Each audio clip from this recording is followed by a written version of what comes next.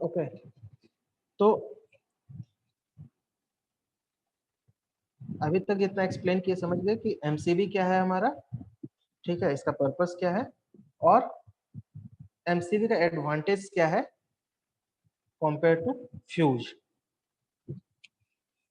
ठीक है, क्लियर है, आगे प्रोसीड करें। यस सर, ये नॉर्मली एक फिगर है हमारा एमसीबी का, ठीक है, तो ये ऑलरेडी देखे ही हो, फैमिलियर ही हो।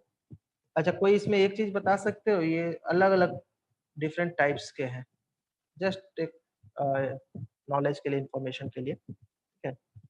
टेक्निकली इसका नाम बता सकते हो क्या, किसको किस तरह का हम लोग कहते हैं, अगर मार्केट में खरीदने जाएंगे, ठीक है, तो हम लोग क्या कहेंगे, अगर ये एमसीबी खरीदना है तो उसको कुछ हम लोग नाम कहेंगे, इसका कुछ नाम होगा।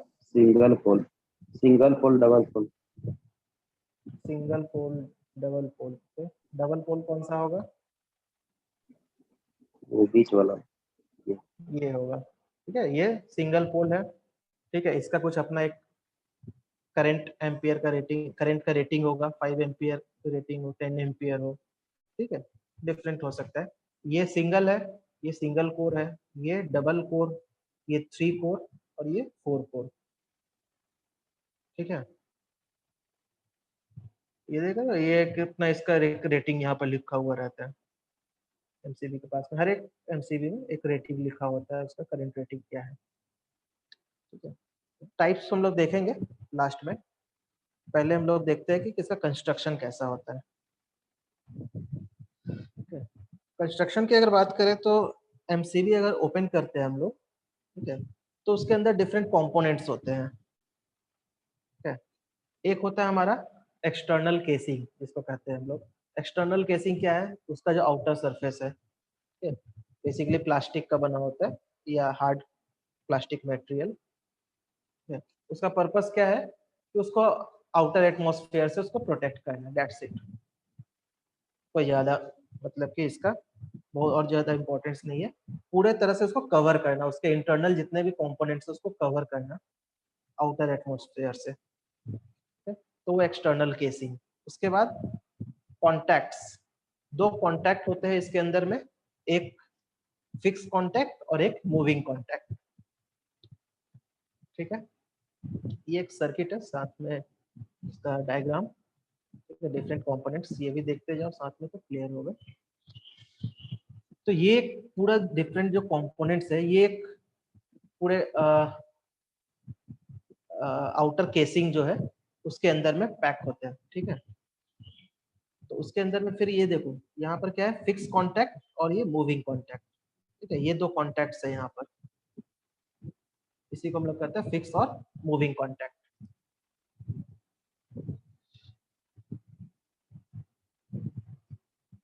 एक ये और एक यहाँ पर हमारा फिक्स कॉन्टैक्ट और मूविंग कॉन्टैक्ट।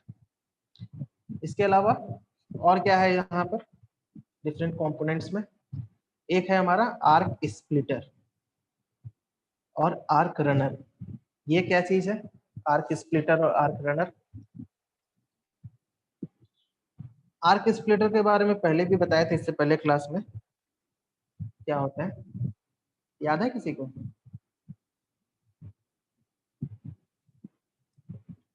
आर्क को स्प्लिट करने के लिए हम लोग जिस कंपोनेंट का यूज कर रहे हैं, ठीक है, वो आर्क स्प्लिटर है, स्प्लिट करना है। और आर्क रनर क्या है, रनर क्या है, रनर का काम है एक पाथ प्रोवाइड करना कि आर्क किस पाथ से होकर के फ्लो करे, ठीक है। आर्क जो प्रोड्यूस होगा वो किस पाथ से फ्लो करे, कैसे फ्लो करे, वो पाथ ये प्रोवाइड कर रहा है, ये आर्क रनर, ठीक है। जब इसके ऑपरेशन के बारे में हम बताएंगे तब फिर इसको बताते हैं कैसे आर्क फ्लो कर रहा है। उसके अलावा एक और टर्म क्या है, by metallic strip. By metallic strip क्या होता है, ये भी बताए थे लास्ट क्लास पे। बाई मेटेलिक स्ट्रिप होता है बेसिकली दो डिफरेंट मेटल का बना हुआ स्ट्रिप्स है, ठीक है, दो डिफरेंट स्ट्रिप्स होते हैं, जो मोटर प्रोटेक्शन की बात कर रहे थे, ठीक है, तो वहां पर बताया था बायमेटेलिक स्ट्रिप के बारे में। दो स्ट्रिप होते हैं जो कि डिफरेंट मेटल्स से बने होते हैं, ठीक है? दोनों का टेम्परेचर कोफिशिएंट डिफरेंट होता है। जैसे ही हमारा करंट इंक्रीज करेगा due to any reason, due to certain fault, तब क्या होगा, जैसे ही करंट इंक्रीज करेगा ये स्ट्रिप का टेम्परेचर भी हमारा इंक्रीज करेगा और ये स्ट्रिप जो है वो हमारा बेंड होगा। ठीक है, बेंड होने के कारण ये क्या होगा, ये जो कॉन्टेक्ट है इसका वो हमारा यहाँ पर कॉन्टेक्ट हमारा यहाँ से सेपरेट होगा। ठीक है, तो ये इसका पर्पस है बाईमेटेलिक स्ट्रिप का। इसके अलावा यहाँ पे दो टर्मिनल्स है, ये पावर टर्मिनल जिसको नाम दे रहे हैं हम लोग। एक टर्मिनल यहाँ पर है और एक टर्मिनल यहाँ पर है, ये देख रहे होगे थ्रू बोल्ट स्क्रू के थ्रू ये कनेक्टेड है।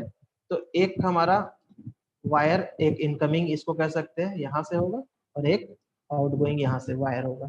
ठीक है, जो भी हमारा इलेक्ट्रिकल सर्किट है पूरा, ठीक है, ये इस तरह से उसके बीच में ये कनेक्ट होगा एमसीबी इस तरह से, ये दो टर्मिनल्स के बीच में।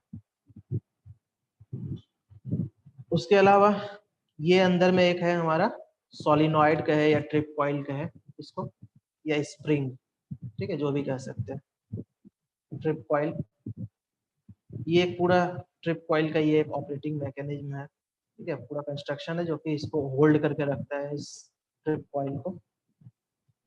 और ये हमारा नॉब या ऑपरेटिंग लीवर जिसको कहे, जो कि ऑन ऑफ करने के लिए हम लोग यहाँ से ऑन ऑफ इसको करते हैं, आइदर अप और डाउन करते हैं। ठीक है, तो ये इसके डिफरेंट कंपोनेंट्स है। हाँ, एक पॉइंट और है यहाँ, लैच पॉइंट। ये लैच पॉइंट क्या है, जो कि कनेक्टेड होता है हमारा इस बाईमेटेलिक स्ट्रिप के साथ। ये कनेक्टेड होता है एक एंड, और इसका दूसरा एंड जो है वो देख रहे होगे इस स्प्रिंग के साथ यहाँ पर कनेक्टेड है। ठीक है, और इसी के साथ ये जो है, ये जो ऑपरेटिंग मैकेनिज्म, ठीक है, ये भी इसी के साथ कांटेक्ट में है। तो बेसिकली कह सकते हैं कि ये बायोमेटेलिक स्ट्रिप, लैच पॉइंट और ये स्प्रिंग और साथ ही साथ ये ऑपरेटिंग मैकेनिज्म का कांटेक्ट, ये सारा एक दूसरे से कनेक्टेड है। ठीक है, अब इसको देखते हैं अंडर नॉर्मल कंडीशन करंट कैसे फ्लो करेगा, उसका डायरेक्शन क्या होगा, करंट फ्लो करने का direction under normal condition.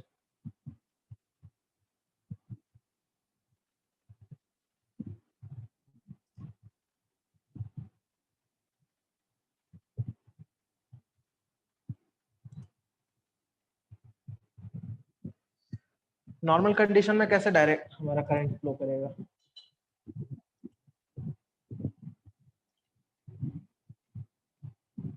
Suppose यहाँ पर हमारा, वेट फॉर,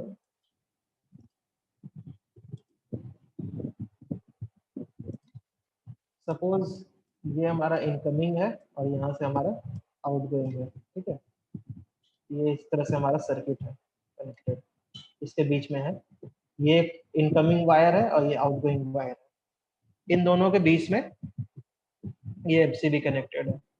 तो अंडर नॉर्मल कंडीशन क्या होगा, जब फॉल्ट नहीं है, करंट यहाँ से फ्लो करेगा, यहाँ से आएगा।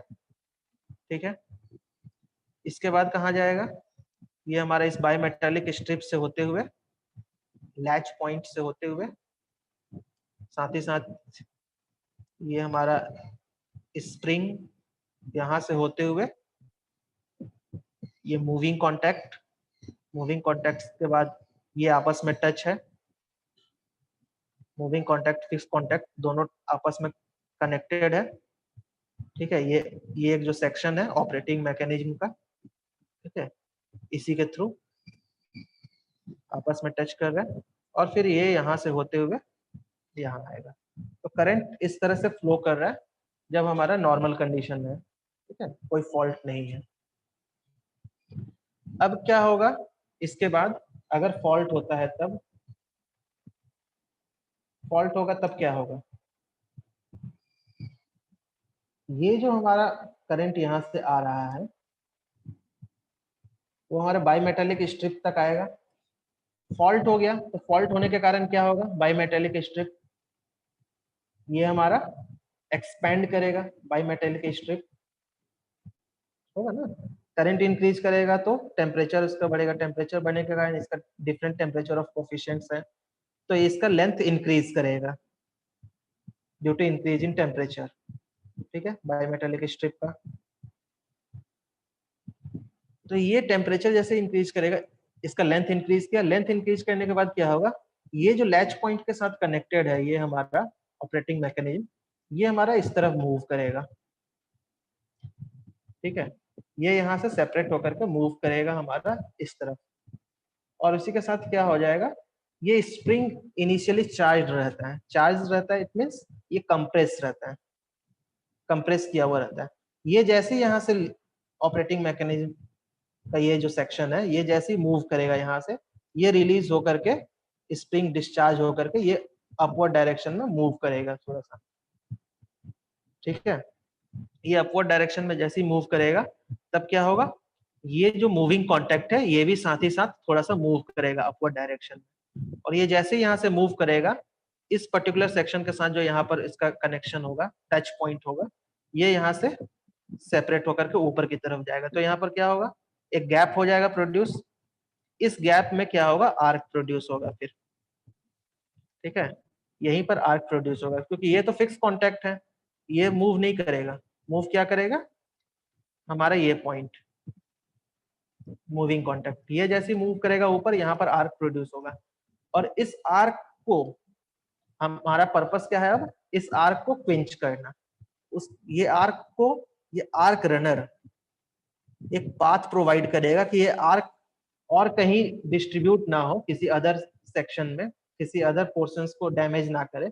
इसके लिए ये आर्क रनर क्या है, इसको एक पाथ प्रोवाइड कर रहा है कि ये सिर्फ आर्क इसी डायरेक्शन में मूव करे। ठीक है, ये आर्क रनर है, ये सिर्फ इसी डायरेक्शन मूव करे, सो दैट ये आर्क यहाँ से फिर हमारा जाएगा आर्क स्प्लिटर्स। आर्क स्प्लिटर्स के अंदर में ये डिफरेंट सेक्शंस बने होते हैं।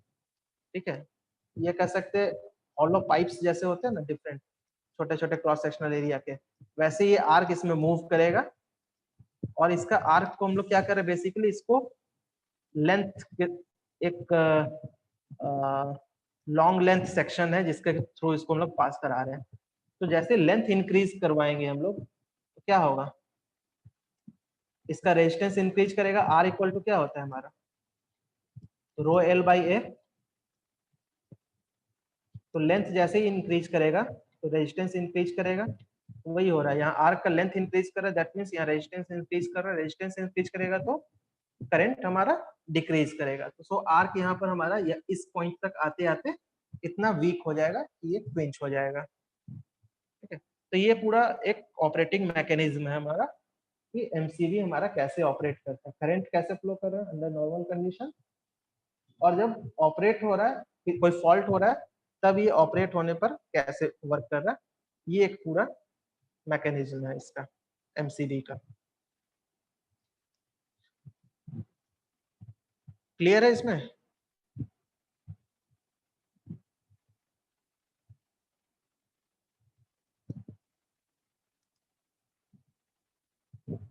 यही चीज को देखो यहाँ पर शो किया हुआ है दो डिफरेंट फिगर्स के साथ। ये नॉर्मल कंडीशन है जो कि अभी हम एक्सप्लेन किए।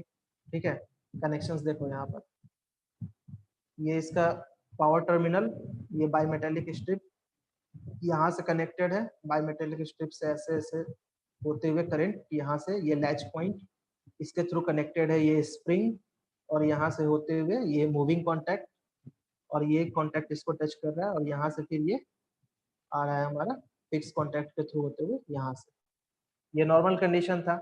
उस वक्त क्या है, ये हमारा ऑपरेटिंग मैकेनिज्म का ये पर्टिकुलर पोर्शन ये कनेक्टेड है हमारा इस स्ट्रिप के थ्रू यहाँ लैच पॉइंट से, ये ऑन स्टेट है हमारा। ठीक है, जब करंट हमारा फ्लो कर रहा है। लेकिन जब सर्किट ऑफ स्टेट में हो गया, डिस्कनेक्ट हो गया सर्किट, मतलब कि एमसीबी जब ऑपरेट कर गया, तब उस समय देखो क्या हो रहा है। ये अब देखो, ये ऑपरेटिंग मैकेनिज्म का ये जो पोर्शन था, ये स्ट्रिप जो यहाँ कनेक्टेड था इनिशियली, ये यहाँ इनिशियली कनेक्टेड था, अब ये सेपरेट होकर के आइसोलेट हो गया। ठीक है। तो आइसोलेट होने के कारण क्या हो गया, ये यहाँ जो था हमारा कॉन्टैक्ट पॉइंट, ये अब ऊपर की तरफ मूव कर गया। तो ये देखो, ये जो सेक्शन है ऑपरेटिंग मैकेनिज्म का कर्व सेक्शन, ये जो यहाँ टच कर रहा था अब ये ऊपर मूव कर गया, तब यहाँ क्या हो गया, गैप हो गया। अब यहीं पर हमारा आर्क प्रोड्यूस होगा, जो कि आर्क हमारा इस पर्टिकुलर सेक्शन, इस एरिया में ही सिर्फ हमारा एग्जिस्ट करेगा, और ये आर्क स्प्लिटर के थ्रू ऊपर की तरफ मूव करेगा, जहाँ की ये आर्क स्प्लिट हो जाएगा, पिंच हो जाएगा। तो ये हमारा ऑफ स्टेट कंडीशन है।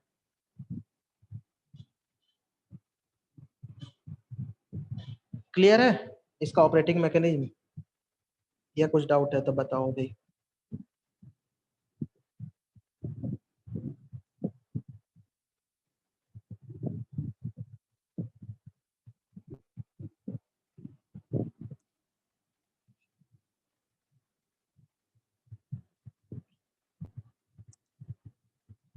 क्लियर है, आगे प्रोसीड करें।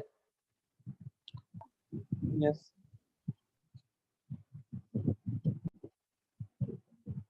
तो ये इसका प्रिंसिपल ऑफ ऑपरेशन का या ऑपरेटिंग मैकेनिज्म जो भी था, ठीक है। इस तरह से हमारा एमसीबी ऑपरेट करता है। अब आते हैं हम लोग टाइप्स ऑफ एमसीबी। एमसीबी कितने तरीके के होते हैं। तो जैसे कि बताया था कि एमसीबी जो है डिफरेंट करंट रेटिंग्स में अवेलेबल होता है, 0.5, 1.2, 2.5, 3, 4, 5, ठीक है, डिफरेंट काफी वेराइटीज है, ठीक है। ये करंट रेटिंग इतना कहने का क्या मतलब है, 5 ampere, suppose current rating 5 ampere है एमसीबी का, इट मींस 5 एम्पियर से ज्यादा करंट अगर होगा तो ये एमसीबी हमारा ऑपरेट कर जाएगा,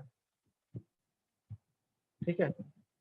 उस पर्टिकुलर एमसीबी के थ्रू 5 एम्पियर तक करंट हमारा फ्लो कर सकता है, उससे ज्यादा ऑपरेट करेगा, फ्लो करेगा तो एमसीबी हमारा ऑपरेट करेगा, सर्किट को डिस्कनेक्ट कर देगा। यही इसका रेटिंग डिफाइन करता है हमारा, ठीक है। 100 एम्पियर है, 63 एम्पियर है, दैट मींस 63 एम्पियर तक करंट फ्लो कर सकता है इस एमसीबी के थ्रू, ठीक है। उससे ज्यादा करंट फ्लो करेगा तब क्या होगा, ये बाईमेटालिक स्ट्रिप जो है वो सस्टेन नहीं कर पाएगा उस करंट को, और ये ओवरहीटिंग के कारण एक्सपेंड होगा और फिर ये ऑपरेट कर जाएगा एमसीबी, ठीक है। ये स्प्रिंग इनिशियली क्या रहता है, हमारा चार्ज कंडीशन में रहता है। कभी ध्यान भी दिए होंगे, अगर एमसीबी के स्विच को ऑन या ऑफ करते हैं, ठीक है, तो किस समय उसका थोड़ा सा ज्यादा प्रेशर लगाना पड़ता है, जब इसको ऑन करते हैं। तो ऑन करते हैं तब क्या होता है, ये स्प्रिंग हमारा कंप्रेस होगा, कंप्रेस जब होता है वो चार्जिंग कंडीशन में आ जाता है, इसीलिए थोड़ा सा इसको जब स्विच को हम लोग ऑन करते हैं तब थोड़ा सा ज्यादा फोर्स लगाने की जरूरत होती है, और जब ऑफ करते हैं तो सडनली वो डाउन हो जाता है, क्योंकि स्प्रिंग रिलीज करता है जो भी यहाँ पर एनर्जी स्टोर है, ठीक है, टेंशन को। एमसीबी को कैटेगराइज करने का एक दूसरा भी तरीका है, ठीक है। जैसे कि पहले बताया था कि सिंगल पोल, 2 पोल, 3 पोल या 4 पोल, ठीक है। या तो हम लोग करंट रेटिंग के आधार पर इसको कैटेगराइज करें, या नंबर ऑफ पोल्स के बेसिस पर, ठीक है। या हम लोग इसको कैटेगराइज कर सकते हैं based on the trip current, ठीक है। ट्रिप करंट क्या है, minimum current eight which the MCB will trip, तो इसको हम लोग ट्रिप करंट के बेसिस पर भी क्लासिफाई जब करते हैं तो हम लोग नॉर्मली इसको नाम देते हैं class B, class C, class D, class के या क्लास जेड। तो हर एक क्लास के लिए एक सर्टेन करंट का रेटिंग है, 3 to 5 टाइम्स रेटेड करंट जो है वो सस्टेन कर सकता है क्लास बी टाइप के जितने भी एमसीबी है। क्लास सी टाइप के एमसीबी जो है वो 5 to 10 times of rated current को सस्टेन कर सकता है। तो based on the current ratings उसके एप्लीकेशंस भी अलग अलग है। ये केबल प्रोटेक्शन के लिए हम लोग यूज कर सकते हैं, इसको डोमेस्टिक पर्पस के लिए यूज कर सकते हैं, लाइक दैट, ठीक है। मोटर के प्रोटेक्शन के लिए class D type of MCB हम लोग यूज कर सकते हैं। तो डिफरेंट एमसीबी को हम लोग डिफरेंट पर्पस के लिए यूज कर सकते हैं, ठीक है। डिपेंड करता है कि उसका करंट रेटिंग क्या है, कैपेसिटीज क्या है। ठीक है, तो ये हमारा हो गया एमसीबी के बारे में डिटेल। किसी को इसमें कुछ पूछना है तो बताओ एमसीबी के बारे में।